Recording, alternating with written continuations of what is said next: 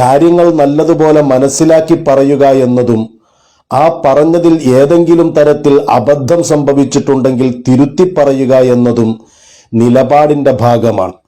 നല്ല നിലപാടുകൾ ഉള്ളവർക്ക് മാത്രമേ ഈ ഒരു നിലപാട് സ്വീകരിക്കാൻ കഴിയുകയുമുള്ളൂ. നിഷ്പക്ഷം നിലപാടെന്ന ഓമനപ്പേരിൽ ഒരുപാട് വീഡിയോകളും ഒരുപാട് അഭിപ്രായങ്ങളും പങ്കുവെക്കുന്ന ഡോക്ടർ അനിൽ മുഹമ്മദ് കഴിഞ്ഞ കൊല്ലത്തിൽ നിന്ന് വളരെ വ്യത്യസ്തനായി ഈ കൊല്ലത്തെ നബിദിനം വന്നപ്പോൾ അദ്ദേഹത്തിൻ്റെ നിലപാടുകൾക്ക് ഒരുപാട് മാറ്റം സംഭവിച്ചിട്ടുണ്ട്. ആ മാറ്റങ്ങളെ സന്തോഷത്തോടുകൂടി ഞാൻ നോക്കിക്കാണുകയും അതിനെ അഭിനന്ദിക്കുകയും ചെയ്യുന്നു. എങ്കിൽ പോലും കഴിഞ്ഞ കൊല്ലങ്ങളിൽ അദ്ദേഹം പറഞ്ഞ പല അബദ്ധങ്ങളും തിരുത്തിയിട്ടില്ല എന്ന വേദന പങ്കുവെക്കുകയും ചെയ്യുകയാണ്. എന്താണ് സംഭവം? സമൂഹ മാധ്യമങ്ങളിലൂടെ പല കാര്യങ്ങളും വാർത്തകളായും വീഡിയോകളായും പ്രചരിക്കും.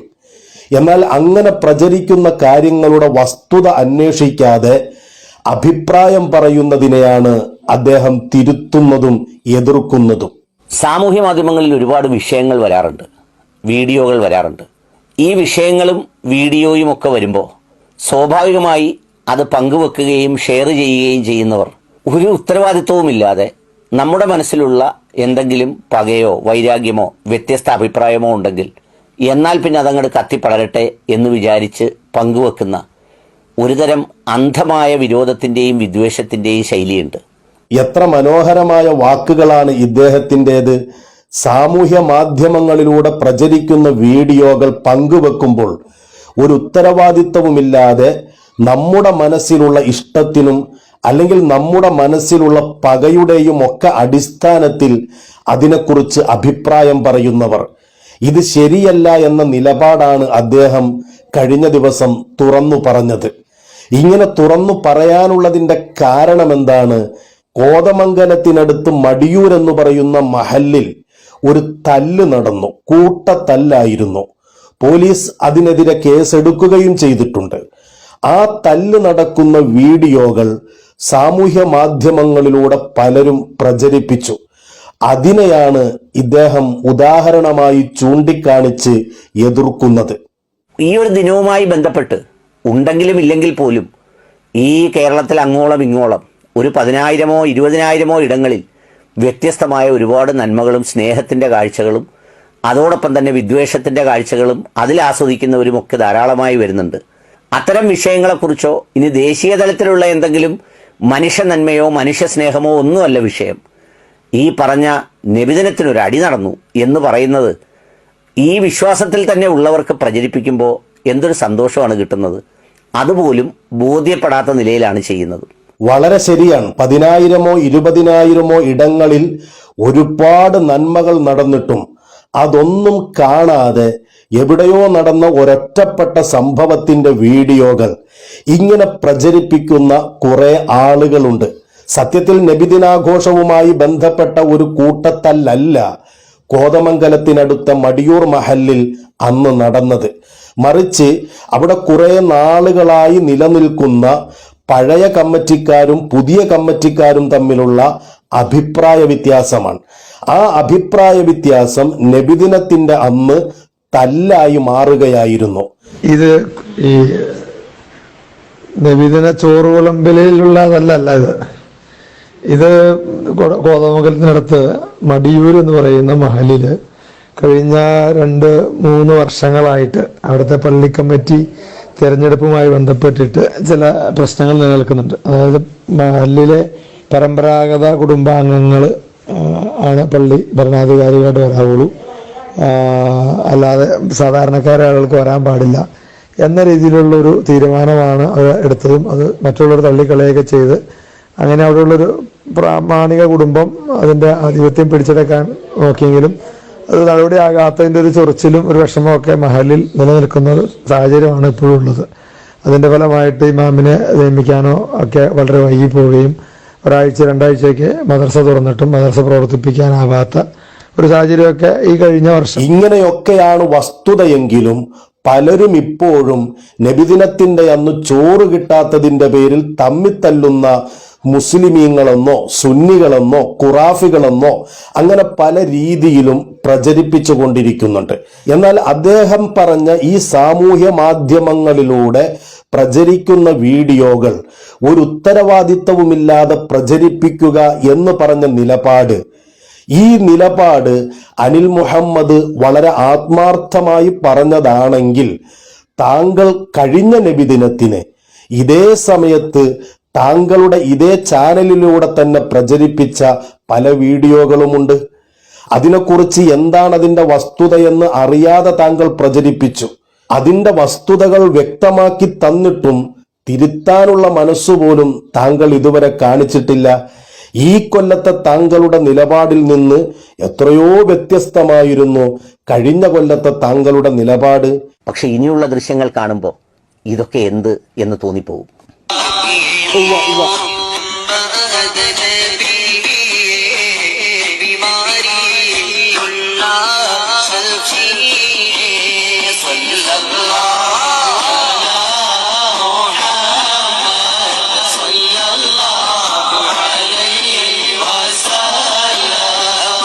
ഇത് ഒരു ഹൈന്ദവ വിശ്വാസത്തിൽ ഉള്ള സഹോദരൻ ഭക്ഷണം വാങ്ങാനായി ക്യൂ നിൽക്കുന്നവർക്ക് ലഡു വിതരണം ചെയ്യുന്നതാണ്.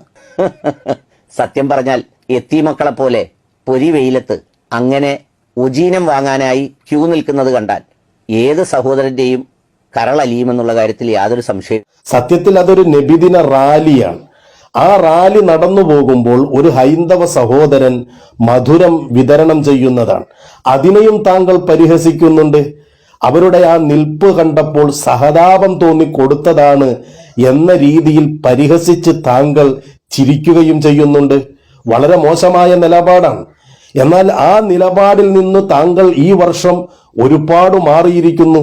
ഈ നബിദിനവുമായി ബന്ധപ്പെട്ട് പല സ്ഥലങ്ങളിലും ഈ ഭക്ഷണപ്പൊതി വിതരണം ധാരാളമായുണ്ട്. ചിലയിടത്ത് ബിരിയാണി, മറ്റു ചില സ്ഥലങ്ങളിൽ നെയ്ച്ചോറും ഇറച്ചിയും, അതുപോലെ തന്നെ വ്യത്യസ്തമായ വിഭവങ്ങൾ ചില സ്ഥലങ്ങളിൽ പൊറോട്ടയും ഇറച്ചിയും ഒക്കെ വിതരണം ചെയ്യാറുണ്ട്. അത് യാത്രക്കാർക്കും വരുന്നവർക്കും നാട്ടിലുമൊക്കെ കൊടുക്കുന്ന ഒരു പതിവ് രീതിയുമുണ്ട്. ഇത്തവണയും നബിദിനത്തിന് അത്തരം ചില സംഗതികൾ ഉണ്ടായി. അതുമായി ബന്ധപ്പെട്ട് ചില വിചിത്രമായ FB പോസ്റ്റുകൾ കാണാനിടയായി. അതാദ്യം കാണാം.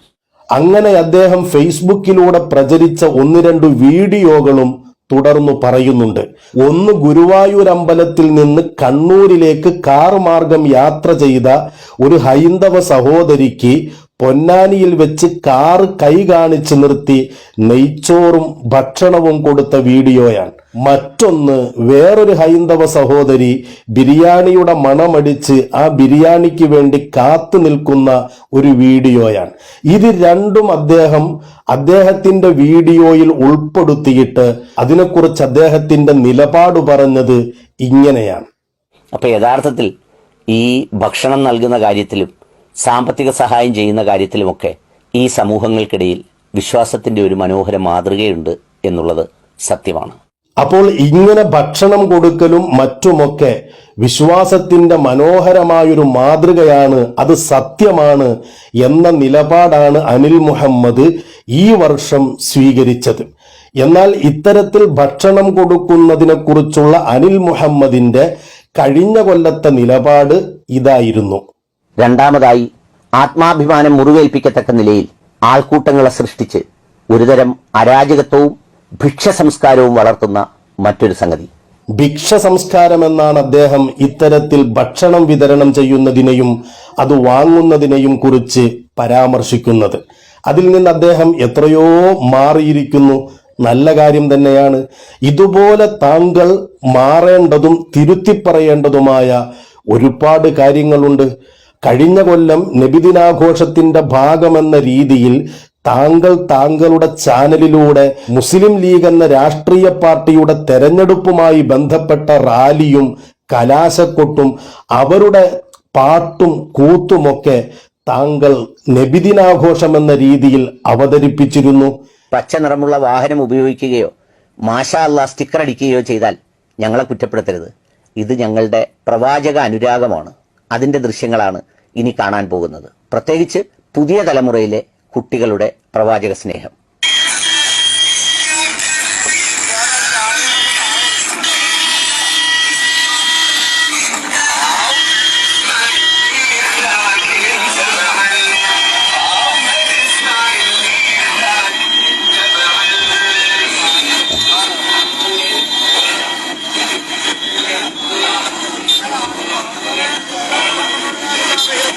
ഇത് സത്യത്തിൽ നബിദിന റാലിയുമായി ബന്ധപ്പെട്ട് നടന്നതാണോ? ആണെങ്കിൽ എവിടെയാണ് നടന്നത്? ഏതു മഹലിന്റെ കീഴിലാണ് നടന്നത്? ആരാണിതിന്റെ സംഘാടകർ? താങ്കൾ അന്വേഷിച്ചോ?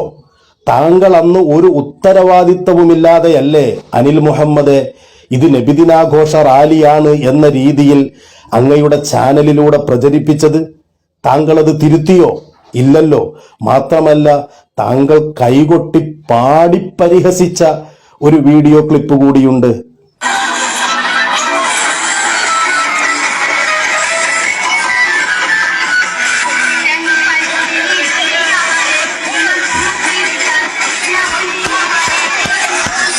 അലിയാരെ ഇത് പുലിയാരെ, ഞങ്ങളുടെ പുലിയാരെ ഇത് അലിയാരെ.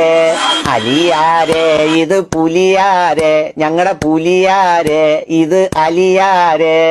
ഇത് നബിദിന റാലിയുമായി ബന്ധപ്പെട്ട് നടന്നതാണോ? ആണെങ്കിൽ ഏത് സ്ഥലത്ത് നടന്നതാണ്? ഏത് മഹലിൽ നടന്നതാണ്? ഏത് സംഘടനയുടെ കീഴിൽ നടന്നതാണ്? താങ്കൾ അന്വേഷിച്ചോ? താങ്കൾ അന്വേഷിക്കാതെ ഒരു ഉത്തരവാദിത്വവുമില്ലാതെയല്ലേ ഈ വീഡിയോ ഇറക്കിയത്?